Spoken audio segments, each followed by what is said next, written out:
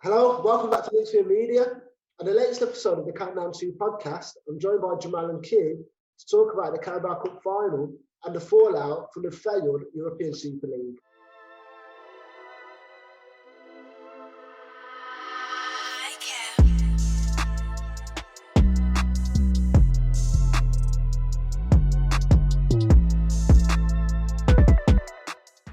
All right, cool.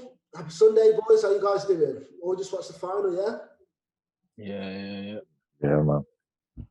Another defeat for Spurs. Not surprising. Seeing the better team. Jamal, how did we get over this hurdle, bro? What needs changing?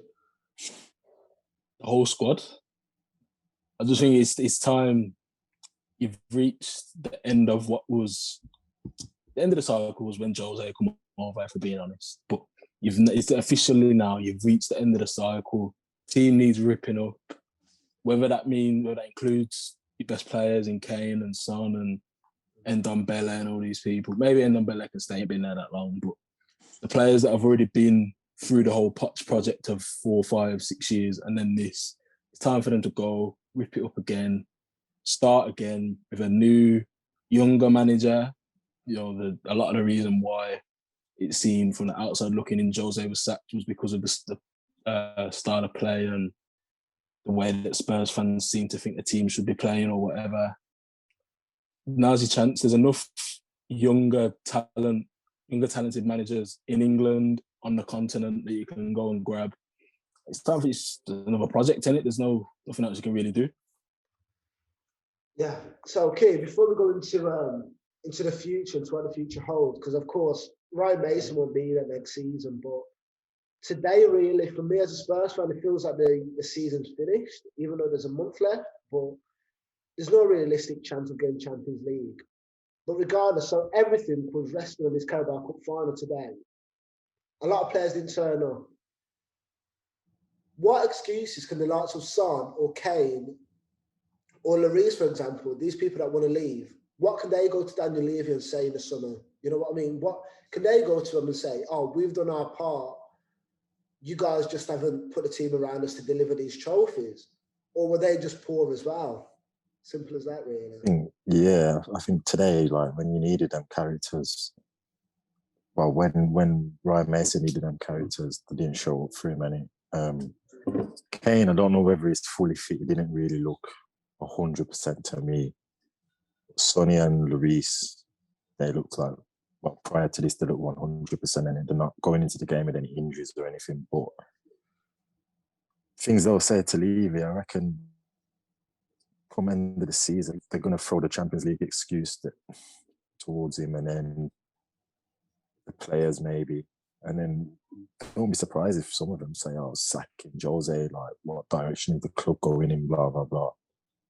I don't know. I think the sooner you get someone in the door, the better, whether it's the right manager. It has to be the right manager, should I say. Because if it's another, let's say someone who's like Jose, clone Jose, then it's just going to be more problems for Spurs, I think. Yeah, bro, I couldn't agree more. But you see today, that performance was just shocking. I mean, Ryan Mason, in the second half, he cost us. Second half, he played much better than the first half. City deserved to win. Let me get that out of the way first and foremost. Completely deserved to win. Better team throughout the whole game. But in the second half, we got into the game. Lo Celso was carrying the ball from the midfield into the attack. And for me, Kane played okay. He wasn't at his best, but he wasn't one of the worst players on the pitch. For me, there was two bad performances. One of them was Son. Son was just terrible. His decision-making was poor. His running off the ball was poor. His pressing was poor. Passing was poor. Everything was just poor. And Harry Winks. It's not with Harry Winks. It's deeper than that. I mean, you two would probably see it because you two have played football and stuff, and you understand what it takes to play midfield. Maybe not to that level, but you know the basics. But anyway, going back to Harry Winks. Harry Winks just hides, bro. This is my problem with him. He hides. It's not like he gets the ball and he does dumb shit with it. He just does easy stuff with it. He takes no risks. Somebody like Ndombele, sometimes he takes too many risks and maybe they don't come off. But sometimes you'd rather have them risks than getting the ball on and then pass sideways, pass backwards, or try a long ball just to the fullback and it's behind him instead of playing it in front of him for him to run onto like the likes of De Bruyne are doing. So you've got players out there on the pitch hiding that are starting the final despite not playing all season. And then later on in the game, Mason, obviously, he's only 29 in his second game ever.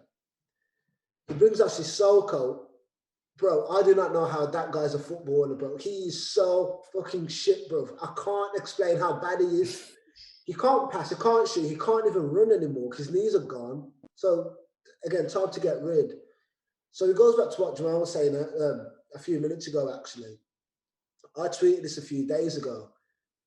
Everybody from the Poch era just has to go. That's including Kane, Son, Odaviro, Dyer, Lloris, everybody. For me, it's just a massive clear out. You get rid of about 6 or 7 players, take that money that you earn from there and just reinvest. You've got a core of players at Spurs who are decent. They're not world beaters by any means, but they're not scrubs either. So build around Celso and Ndombele and Reguilon. What do you guys think? Yeah, I'd do that as well. Give Højbjerg some options in midfield because Højbjerg's been he was good, Højbjerg, today, I thought. He done his job. Yeah. Give him some players in the summer to work around, even like wide players in midfield as well. And you'll be all right, I think. But like the clear outs needed, and it just depends like what type of players are you looking to bring in? Are you talking like foreign players from different leagues or players within the league? Because you talk about Harry Winks hiding. You could easily sell Harry Winks for 30 mil, this, that, and the other, and then go get someone like Ward-Prowse who's probably just as good, you know what I mean, who could fit into like a Spurs system, depending on the manager, you know. That's what I'd do anyway, but yeah, it's I don't know, man. There's a lot to do there, and it's a FIFA career mode thing, you know, when you go on there and you're just working all summer, man, before, you know, you're simulating pre-season games. That's literally what Spurs need to do, man. Bro, I couldn't agree more. The thing with Levy, he's always scared for these massive wholesale changes, and that's what caught up to us with Poch. Because the team just gets stale. It's the same old message, same old thing. But for me, in the next manager needs to be, like Jamal was saying again, Nagelsmann or somebody young in that mould. I wouldn't even mind Ralph Hasenhuttl, whoever his name is, from Southampton. You need somebody you can energise the team. But yeah, for me, Nagelsmann is number one. Or is he going to stay in Munich, Jamal? I'm not sure, bro. I'd be amazed if even gave Spurs a moment of consideration now that Flick's leaving. I think Bayern written all over. But outside of him, there's plenty of younger managers that are going to try and play a certain way. You've got Ten Hag at Ajax is a good option. I think George mentioned the other day in the chat, Sarri is. I think if you want to play a certain brand of football and you want someone to build time, play an attractive brand of football, attacking football, that's a great option. There's domestic-based managers. You mentioned Hasenhuttl. I mean, he's a weird manager because at the start of this season, it didn't look great. They had a really bad start to the season. Then they picked up on a great run, and now they're in an awful run again. Is it just the fact that they don't have the best squad, or what? I can't really tell. He did a good job at Leipzig for a couple of years. But you definitely need to go down the younger route of someone that's going to be there for 3-4 years. It doesn't matter if they get it right in the first year or the second. You're probably going to have to spend a couple of years out the Champions League just to make sure that everything's right. You've got a brand of football. Everyone's on the same page.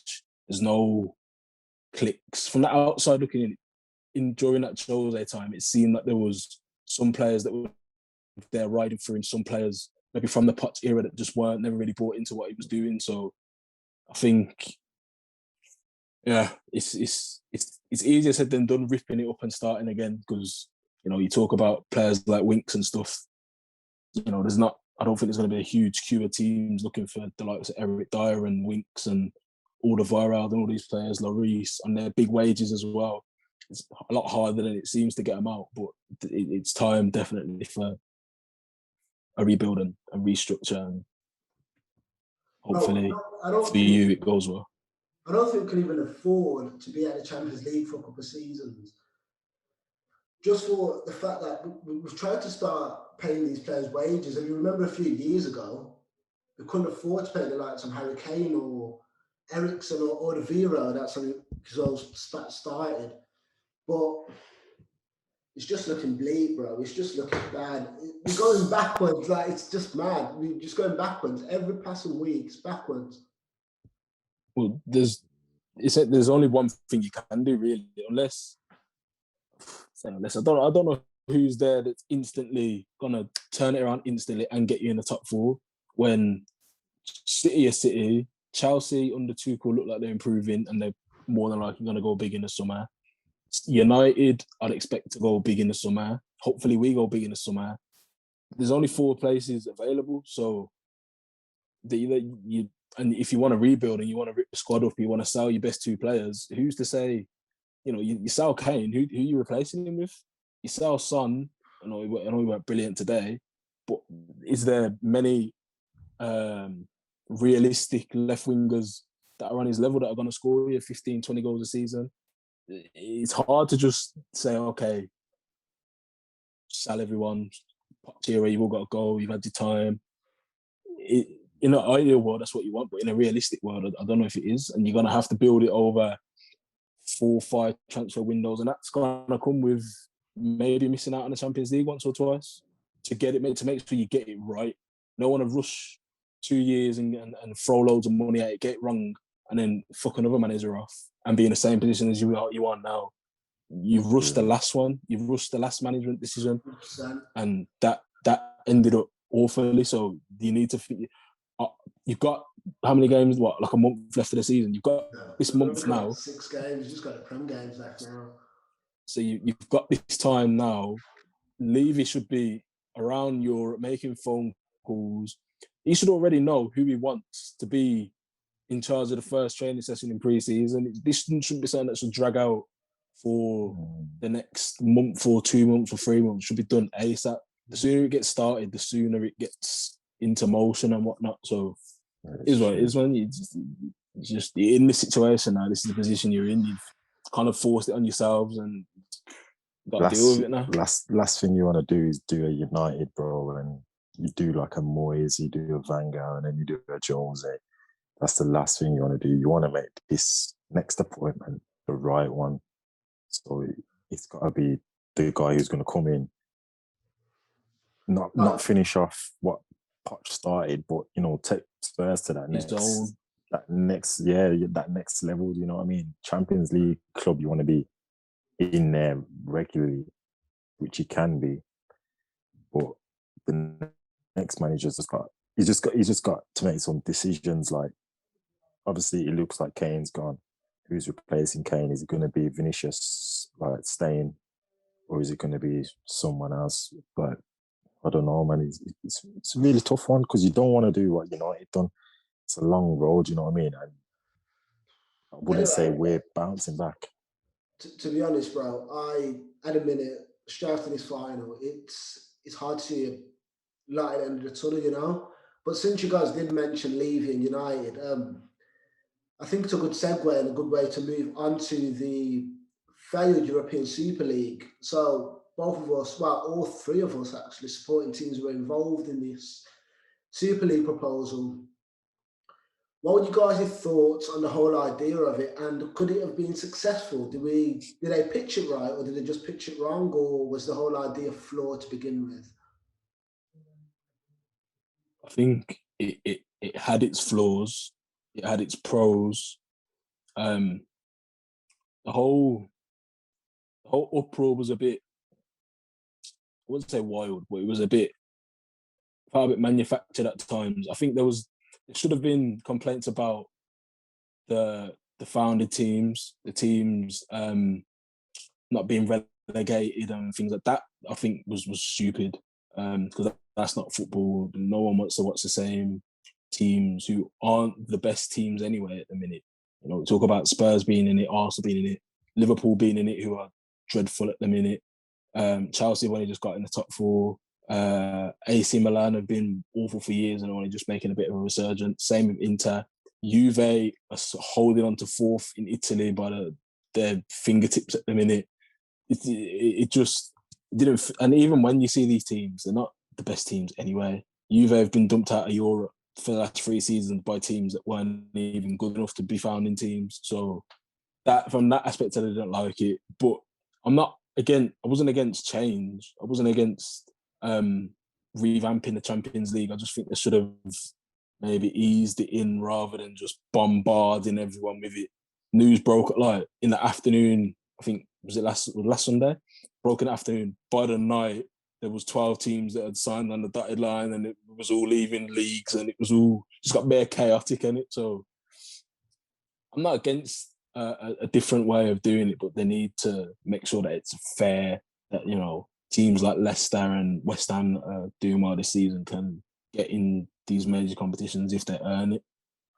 Well, Key, bro, United were one of the founding members. It sounded like it was Real Madrid at the top and then United straight after. What's your relationship between, well, I know it was already fractured to be honest, but what's the relationship between the fans and the Glazers family even more now? I mean, I'm sure they're quite happy getting that extra £300 million in every year. Also, they just won the Super Bowl, so I think they're all right.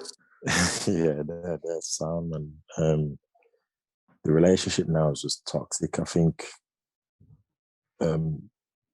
know there was a protest yesterday afternoon which took place for about 3 hours, and then they're talking about protesting again next week Saturday, and obviously getting these big fan channels who are organising it, and it's supposed to be like a weekly thing. I'm sure Arsenal's doing the same thing as well, but the way they went about the Super League is one thing, but like the way they've treated the fans and whatnot, it's just another thing. And so there's no going back for these owners really, and they've come out with like these sincere apologies in their eyes, but they're reading off like a green screen or whatever, and it's not even like a full apology. Do you know what I mean? For them to try to bring the fans back now, a lot of people are talking about, these big clubs need to have great summers, United, Liverpool, Arsenal, they need to have great summers, and then maybe they can talk about the fans being won back. But for me, I think like the relationship between these American owners and the fans in England, I think it's just long gone, especially at United as well, because the way we've been treated over the years since Fergie, well, even when Fergie was there, it's too deep to rectify anything, in my opinion. Is this not a blessing in disguise? I mean, for us as Spurs fans, with the whole Enoch thing, I mean, we've wanted them to sell the club for years, but this is the first kind of genuine reason that we've got to get them out. I mean, we had the same conversation, didn't we? Well, similarly a couple of weeks ago about FSG and the United owners, about them not backing the team. But does this latest wrongdoing really, and the most high profile ones, is this what gets FSG out of Liverpool, Jamal? I doubt it. I don't think a lot's changed from their perspective. I think a lot more fans after this last week have sort of switched on and realised that they're not here, they're not a Liverpool Football Club for the right reasons in our eyes. Maybe I understand the fact that they're businessmen and it's a big asset. We're a big asset to them, make them a lot of money and whatnot. But I said it on the pod that you mentioned. I said it a few weeks back. They don't understand, and I think I'll put the United owners in this as well, the Glazers. They don't understand, in our sense, what these two clubs stand for. I don't agree a lot with Carragher and Neville at times. Well, not at times. I think they do talk a lot of rubbish sometimes, but they were both on United and Liverpool the most. I understood it. They were kind of pushing the other 4 English teams to the side because we're the biggest ones. We're the ones that should be leading by example, setting an example. We're the ones with the most history, the best connection with our fans. Everything, like we are the biggest teams. And I just don't think I don't think they care. I said it, they don't care. They're not bothered. They see us as people that make them a lot of money. The success that we've had on the pitch has earned FSG a shit ton of money. The success United had under Fergie when the Glazers took over, and earn them money. They don't care anymore. They're in a situation where all they're doing is earning money. They saw it as another way to earn money, this Super League. So I don't think it don't change the thing. And even if every Liverpool fan on the planet, the millions of us, same with United, even if they all say we want you out, we don't want you here, who's got a spare few billion to be saying, you know what, here you go, we'll take you over? No one's just rolling. There's not a lot of people rolling around with £3-4 billion to their name to take over these clubs. So didn't the FSG reject 3 mil for Liverpool the other day? Reportedly, or yeah, like that? 3 billion, yeah, reportedly. I don't see. It's they know, as great as 3 billion sounds, if they can stay in this for the long haul, they make 10 times 3 billion, if they can make 30 billion, 300 billion, they can make what they like if they stay here, bro. So as much as I dislike them and I don't agree with how they act and whatnot, I don't think this is enough to force them out. Nah.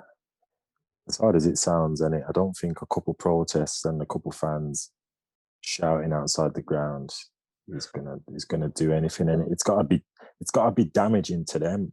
I think in our sense, the Glazers are all right because they've got the Buccaneers in it, and like they take money out of the United part to fund the books, I'm sure. But you know, the United fans, Liverpool fans, Arsenal fans, even Tottenham to a certain extent, we can't just go outside the ground and start chanting. One, the owners aren't there, and two, it's not effective. What's that? Like, it shows just how little power that fans have actually got. It shows that you literally, me, you, and all three here, we are consumers. We are, at the end of the day, when it comes to it, we are consumers to buy football t-shirts or pay Sky Sports. So in return, Sky Sports can pay the Premier League, can pay the clubs their packages, their television rights. So honestly, we are just consumers. They don't care what the fans have to say. They don't. No, bro. Decisions are made in the boardroom, far away from here, far away from our houses, and we just have to live with it. I mean, all you boys, you make great points, but the only thing maybe is just not turn up to games. That's the best course of action. I mean, the Liverpool fans done it quite a while back, didn't they? I can't remember what it was for. It might have been ticket prices where they walked out. Yeah. Yeah. To be fair, that sparked a change. They tried to up the ticket price. I think it was 2016 for the 16-17 season. They said they're going to put up a few extra pounds or whatever. I think it was like after an hour of the game, we were 2-0 up, Sunderland at home. Half the stadium walked out. It was empty. We ended up drawing 2-2. A couple of days later, they said they're going to freeze the prices, and I don't think they've changed since. So, but there's been a lot of examples like where they've made decisions and backtracked immediately. But you were in a similar situation to us last year, didn't it, when the pandemic first hit and people, no clubs were really trying to put their staff on furlough and stuff. We did it straight away. So did Spurs. It was only the fans started going up for, like, what are you doing? Putting how much money you've made these last couple of years, and you want to put fans on furlough? Pay for it yourself. They don't care. They don't care. Levy, in that sense, is really bad because at least he's over here going to games every week. Our owners, the Glazers, I'll be amazed. There wasn't a protest at Anfield yesterday, but if there was, I don't think they would have known because I don't think they knew there was a game on anyway. They're never here. They don't care. They only turn up. The only time I see them turn up is maybe a big Champions League game, which are not in anyway. We're not going to be in it next year, so I doubt we'll see them for a while anyway in Anfield. So they don't care, bro. They don't get the decision that they made to step out of it. They probably made it within a split second because they was advised to. Yeah. It wasn't, like Kee said, the apologies they made. They're not sincere. They're not sincere in anything that they do. That's why they do things and change it back so quickly. So the only thing, just to wrap up the whole pod really, is going back to what Kee's saying and getting these guys out of the boardroom and office really. For me and you, Joel, it's going to be hard because both ENIC and FSG, they're investment groups. So it's not solely to one group of people. It's a boardroom within a boardroom, you know? But also with the Glazer family, it's a family. So you can maybe buy them out some way, somehow. But in terms of Liverpool and Spurs, I don't know. I think we got our owners for the foreseeable future, and the European Super League is where football's been pointing in the direction for many, many years. I mean, from Qatar winning the World Cup in 2028, I think, and the Champions League getting more commercialised as it is. I mean, you see the format next season, it's even more games. I mean, I know players are against it. So yeah, it's just the way football is going. And just to wrap up, really, we're praying for a better future for football and also for Spurs in general for myself. But yeah, you boys, thanks for giving me your time, and let's have a good Sunday, man. That's bro. Cheers, bro. Yeah, don't forget to like, share, subscribe, and also to check out Red Talk TV for all your latest Man United news and views from Kee and his boys there on that channel. But yeah, again, don't forget to like, share, subscribe, and follow us on Twitter and Instagram and Xphere Media. Peace.